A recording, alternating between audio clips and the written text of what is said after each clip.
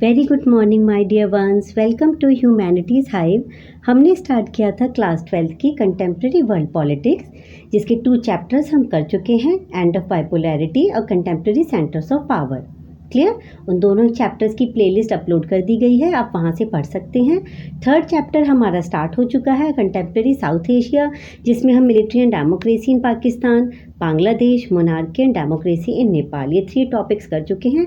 आज हम फिर एक इम्पॉर्टेंट टॉपिक करने जा रहे हैं, ethnic conflicts and democracy in Sri Lanka.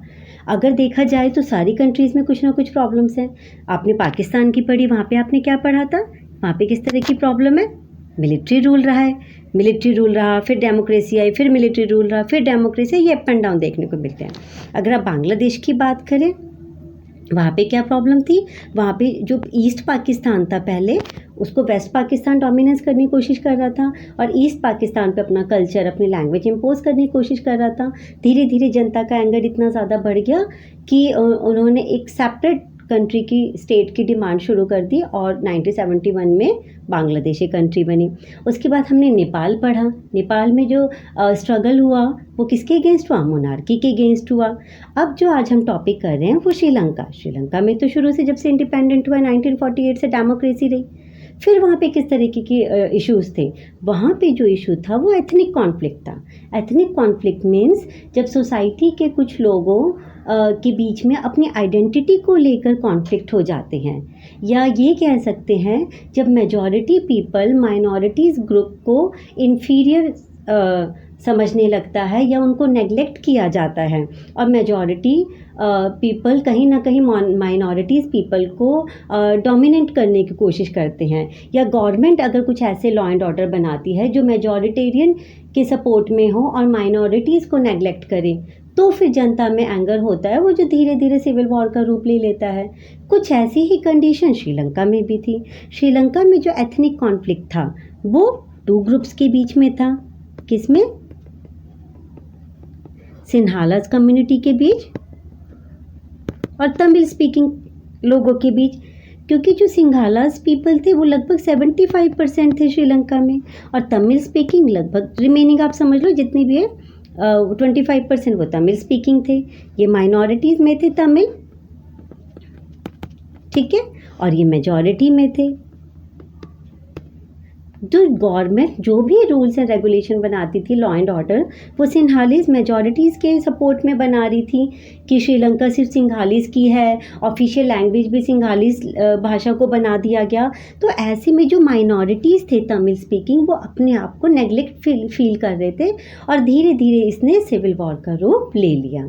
आज हम यही डिस्कस करने जा रहे हैं, और किस तरीके से उन्होंने फिर एक मिलिटेंट ऑर्गेनाइजेशन बना ली, लिट्टे, और धीरे धीरे वो इतनी ज़्यादा पावरफुल हो गई कि वो गवर्नमेंट से सीधा टक्कर लेने लग गए और सिविल वॉर का रूप ले लिया श्रीलंका ने। तो किस तरीके से गवर्नमेंट ने इस सिचुएशन को डील किया, आज यही हमारा टॉपिक है। Let's start. Ethnic conflict and democracy in Sri Lanka. Sri Lanka emerged as an independent nation in 1948. There have been democratic government in Sri Lanka ever since. शुरू से डेमोक्रेटिक गवर्नमेंट रही। फिर कॉन्फ्लिक्ट, बट एथनिक कॉन्फ्लिक्ट थे। Causes of ethnic conflict in Sri Lanka. After its independence, politics in Sri Lanka, it was known as Ceylon, पहले सिलोन कहा जाता था, was dominated by forces that represented the interest of the majority Sinhala community. अब government क्या कर रही है वहाँ की? वो एक डोमिनेंट रोल प्ले कर रही है, और जो मेजॉरिटी में सिंघाला कम्युनिटी है उन्हीं के इंटरेस्ट में सारे काम कर रही है। जो भी लॉ एंड ऑर्डर बनाती है वो उनके फेवर में बना रही है। They were hostile to a large number of the Tamils who had migrated from India to Sri Lanka and settled there. This migration continued even after independence. जो सिंघालास कम्युनिटी थी वो तमिल पीपल को दुश्मन की तरह समझती थी, और उनका ये मानना था कि तो बाहर से आके यहाँ के आके बस गए हैं, क्योंकि ब्रिटिशर्स के टाइम वो काम के बहाने या मजदूरी करने के बहाने यहाँ पे आए श्रीलंका में और यहाँ पे बस गए, और यही सिलसिला कंटिन्यू इंडिपेंडेंस के आफ्टर भी चलता रहा। वो माइग्रेटेड हो गए और यहाँ पे आके श्रीलंका में बस गए। The Sinhala nationalist thought that Sri Lanka should not give concession to the Tamils because Sri Lanka belongs to the Sinhala people only. और जो सिन्हाला नेशनलिस्ट थे उनका ये कहना था कि तमिल पीपल को कोई कंसेशन देने की ज़रूरत नहीं है, क्योंकि श्रीलंका सिर्फ सिंघालीज पीपल का है। The Tamil could not obtain Sri Lanka citizenship, और ना ही तमिल पीपल को वहाँ की नागरिकता दी जाएगी। Sinhalese was declared to be the only national और ऑफिशियल लैंग्वेज ऑफ श्रीलंका। देखो अब भाषा भी, सिंघालीज भाषा को वहाँ की ऑफिशियल और नेशनल लैंग्वेज भी बना दिया गया। फिर वो जो तमिल स्पीकिंग है वो अपने आप को और ज़्यादा नेगलेक्ट फील करने लग गए। And under the newly enacted land reforms law the Tamils were dispossessed of their lands. और जो न्यू लॉ बनाए गए उसके अनुसार तो तमिल स्पीकिंग पीपल को उनकी ज़मीनों से भी बेदखल कर दिया गया।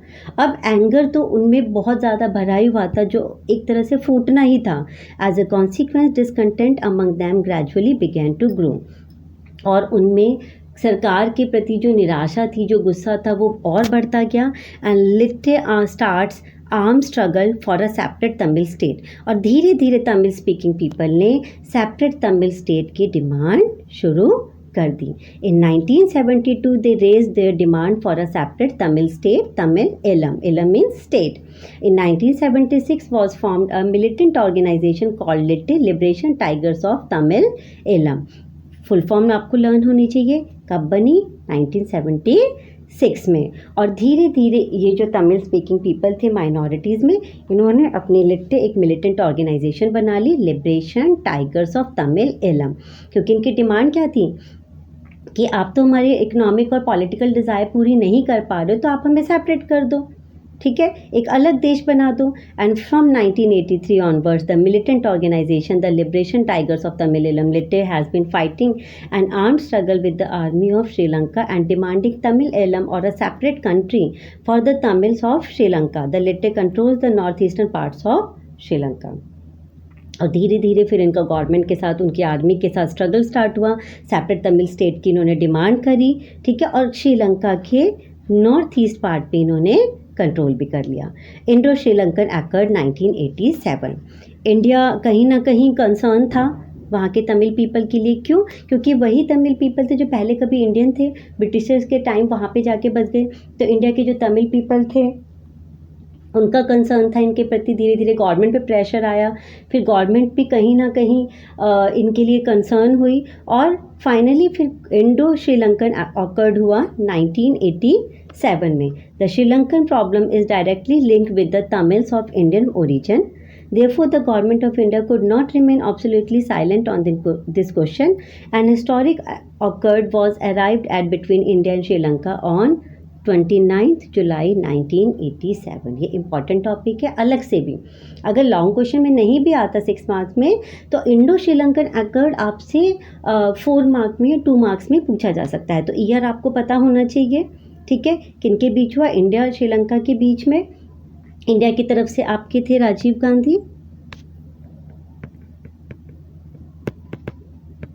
ठीक है, एंड इसमें श्रीलंका की तरफ से थे यहाँ के प्रेसिडेंट JR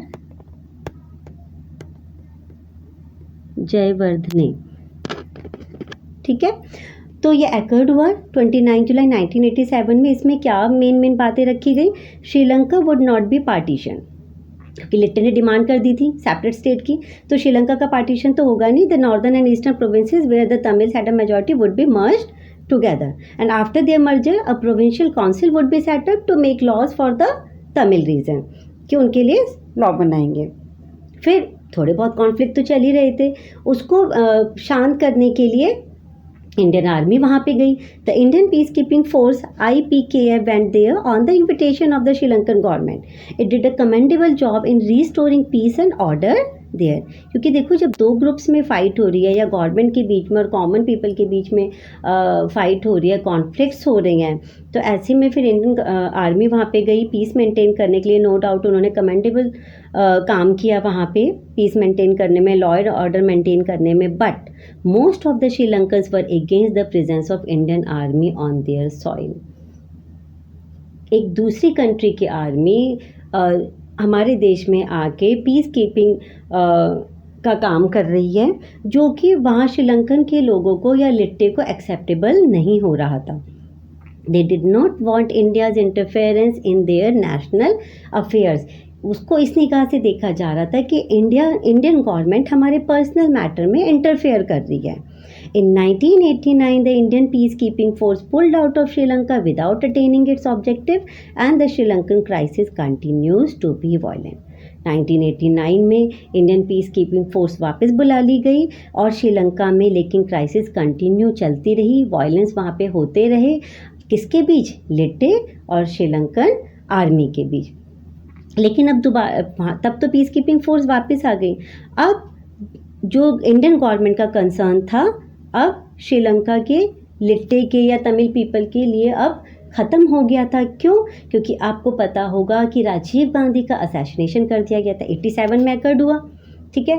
1981 में राजीव गांधी का असैसिनेशन कर दिया गया, और असैसिनेशन करवाया किसने था, किसने किया था, लिट्टे ने। तो अब जितने भी जो इंडिया के तमिल पीपल थे, उनका जो इमोशनल अटैच था इन लोगों से, वो ख़त्म हो गया।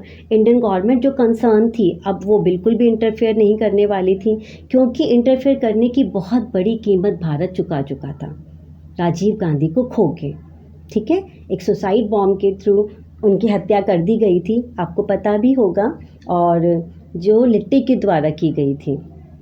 On 26 March 2007, the Litte launched an air attack on the main air base of the Sri Lankan Air Forces.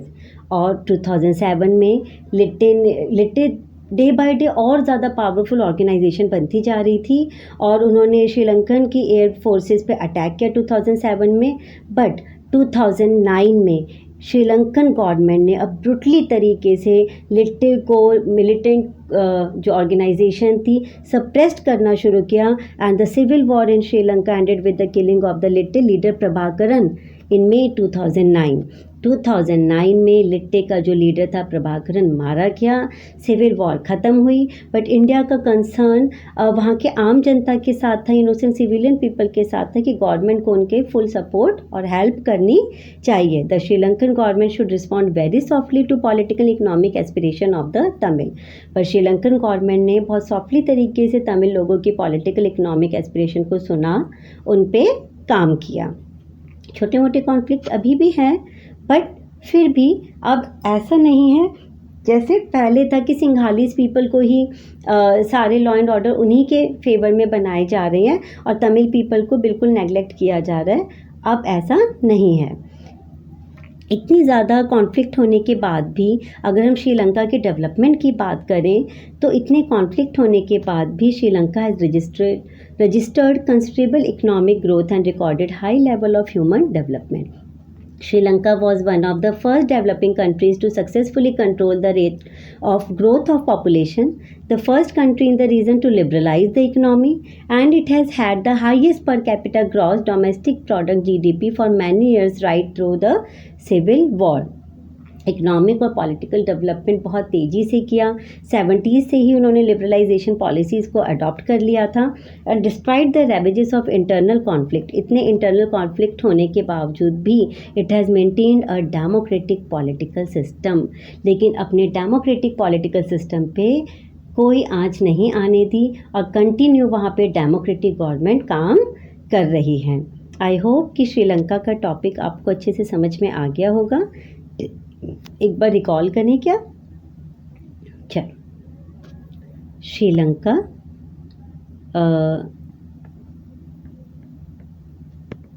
यहाँ पे कैसी प्रॉब्लम है? एथनिक कॉन्फ्लिक्ट है,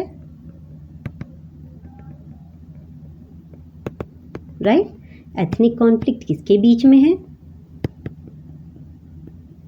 सिंहालास के बीच में, ठीक है, और तमिल्स के बीच में, राइट? ये मेजॉरिटी में है, ये माइनॉरिटीज़ में है। जो भी लॉ एंड ऑर्डर बन रहे हैं इनके सपोर्ट में बन रहे हैं, ठीक है। और इनको क्या करा जा रहा है? नेग्लेक्ट करा जा रहा है। तो इनमें तो एंगर होगा ही, ठीक है। और वो एंगर धीरे धीरे बढ़ते इन्होंने 1972 में सेपरेट तमिल स्टेट की डिमांड शुरू कर दी। Separate Tamil state. 1976 में लिट्टे बना लिया इन्होंने militant organisation, Liberation Tigers of Tamil Eelam, ठीक है। फिर 1983 में ये इतनी ज़्यादा स्ट्रॉन्ग ऑर्गेनाइजेशन बन गई कि सीधा गवर्नमेंट से के अगेंस्ट खड़ी हुई, उनकी आर्मी के अगेंस्ट खड़ी हुई। 1983 में आर्म स्ट्रगल हुआ लिट्टे और श्रीलंकन गवर्नमेंट के बीच, और फिर पीस मेंटेन करने के लिए, क्योंकि सिचुएशन बहुत ज़्यादा क्रिटिकल हो गई थी, तो इंडियन गवर्नमेंट का इंटरफेरेंस हुआ। इंडियन गवर्नमेंट का इंटरफेरेंस हुआ तो अभी बताया मैंने 1987 में इंडियन गवर्नमेंट के बीच और श्रीलंकन गवर्नमेंट के बीच एक एग्रीमेंट साइन हुआ राजीव गांधी और जे आर जयवर्धने के बीच। क्लियर? 1987 अगर उसके बाद फिर 1989 में पीस कीपिंग फोर्स भेजी गई। 1989 में इंडियन पीस कीपिंग फोर्स भेजी गई, बट 1989 में और उसके बाद 90s तक पीस कीपिंग फोर्स को बुला लिया गया, क्योंकि श्रीलंकन गवर्नमेंट को या वहाँ लिट्टे ऑर्गेनाइजेशन को बिल्कुल एक्सेप्टेबल नहीं था कि इंडियन आर्मी हमारे यहाँ पे पीस मेंटेन करने का काम कर रही है। उसके बाद आपको पता ही है कि राजीव गांधी का असैसिनेशन कर दिया गया। असैसिनेशन के बाद फिर इंडियन गवर्नमेंट का इंटरफेरेंस वहाँ पे बिल्कुल बंद हो गया। फिर लिट्टे और श्रीलंकन आर्मी के बीच कंटिन्यू कॉन्फ्लिक्ट होते रहे, जिसने सिविल वॉर का रूप ले लिया 2007 में। एंड फाइनली 2009 में जो इनका लीडर था लिट्टे का प्रभाकरन, वो मारा गया और सिविल वॉर ख़त्म हुई। और तब से कंटिन्यू वहाँ पे डेमोक्रेसी तो कंटिन्यू हुई थी, एथनिक कॉन्फ्लिक्ट ख़त्म हुए हैं, और जो भी लिट्टे की पॉलिटिकल इकोनॉमिक डिज़ायर थी उनको श्रीलंकन गवर्नमेंट ने बहुत पोलाइटली सॉफ्टली उससे डील किया है। ठीक है, यहाँ पे हमारा श्रीलंका का टॉपिक ख़त्म होता है। Thank you, bye.